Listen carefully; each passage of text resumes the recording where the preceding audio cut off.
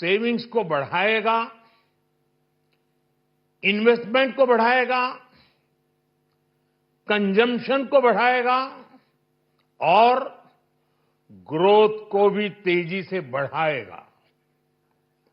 मैं वित्त मंत्री निर्मला सीतारमण जी और उनकी पूरी टीम को इस जनता जनार्दन का बजट, पीपल्स का बजट, इसके लिए बहुत बहुत बधाई देता हूं। साथियों, आमतौर पर बजट का फोकस इस बात पर रहता है कि सरकार का खजाना कैसे भरेगा,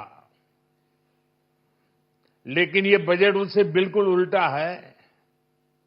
लेकिन ये बजट देश के नागरिकों की जेब कैसे भरेगी, देश के नागरिकों की बचत कैसे बढ़ेगी और देश के नागरिक विकास के भागीदार कैसे बनेंगे, ये बजट इसकी एक बहुत मजबूत नींव रखता है।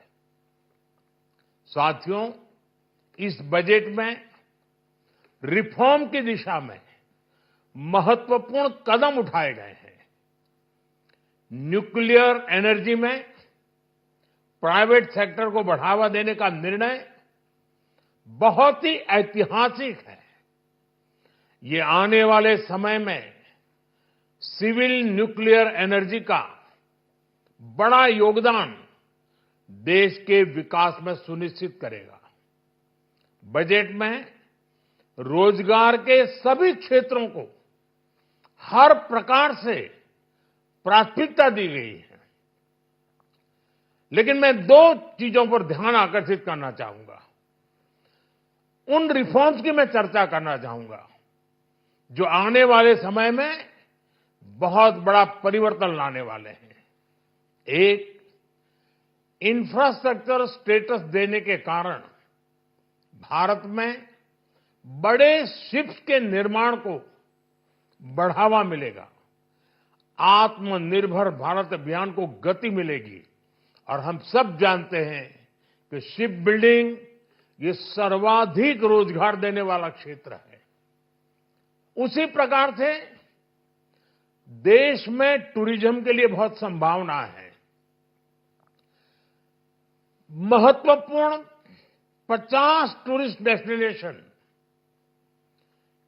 वहां पर जो होटल्स बनाएंगे, उस होटल को पहली बार इंफ्रास्ट्रक्चर के दायरे में लाकर टूरिज्म पर बहुत बल दिया है।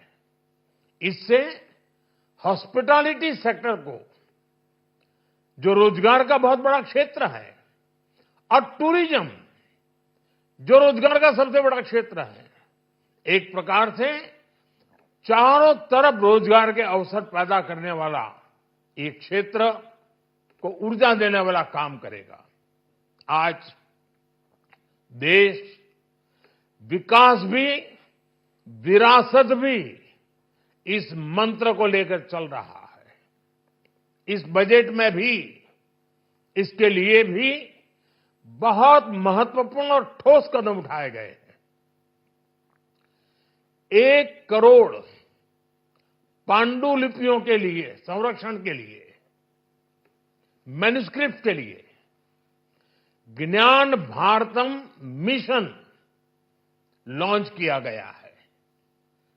साथ ही भारतीय ज्ञान परंपरा से प्रेरित एक नेशनल डिजिटल रिपोजिटरी बनाई जाएगी।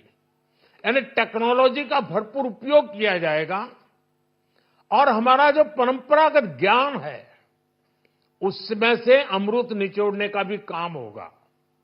साथियों, बजट में किसानों के लिए जो घोषणा हुई है वो कृषि क्षेत्र और समूची ग्रामीण अर्थव्यवस्था में नई क्रांति का आधार बनेगी।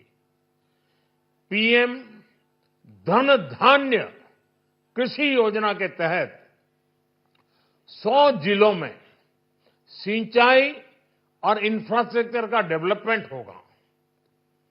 किसान क्रेडिट कार्ड की लिमिट 5 लाख तक होने से उन्हें ज्यादा मदद मिलेगी। साथियों, अब इस बजट में 12 लाख रुपए तक की आय को टैक्स से मुक्त कर दिया गया है। सभी आय वर्ग के लोगों के लिए टैक्स में भी कमी की गई है। इसका बहुत बड़ा फायदा हमारे मिडिल क्लास को,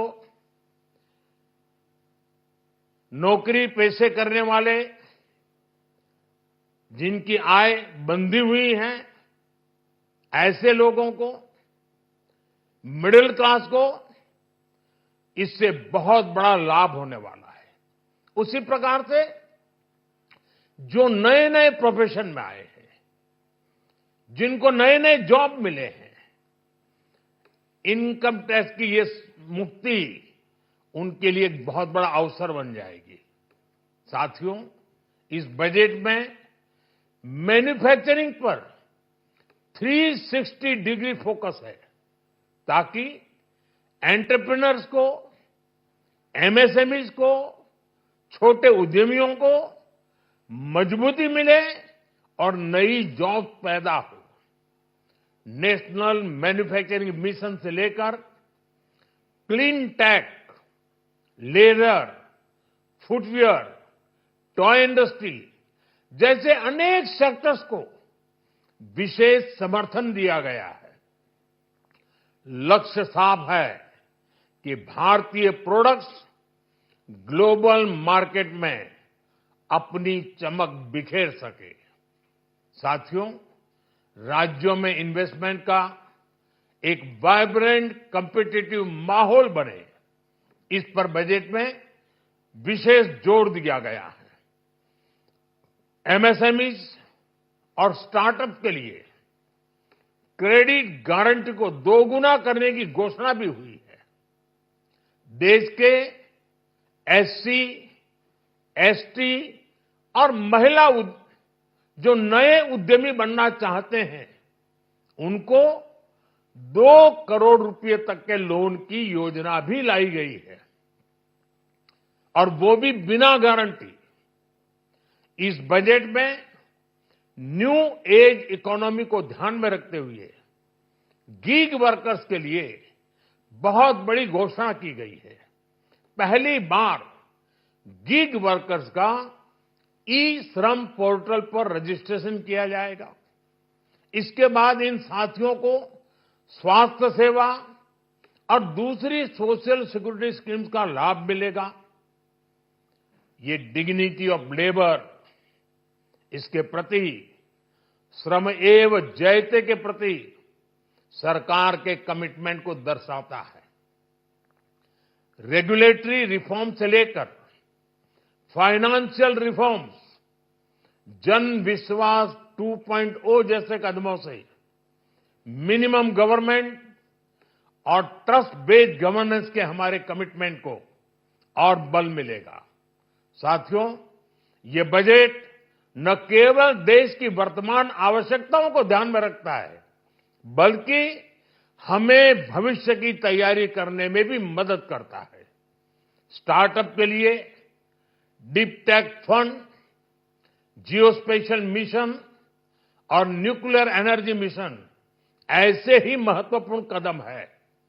मैं सभी देशवासियों को एक बार फिर इस ऐतिहासिक पीपल्स बजट की बधाई देता हूं, और फिर एक बार वित्त मंत्री जी को भी बहुत बहुत बधाई देता हूं। बहुत बहुत धन्यवाद।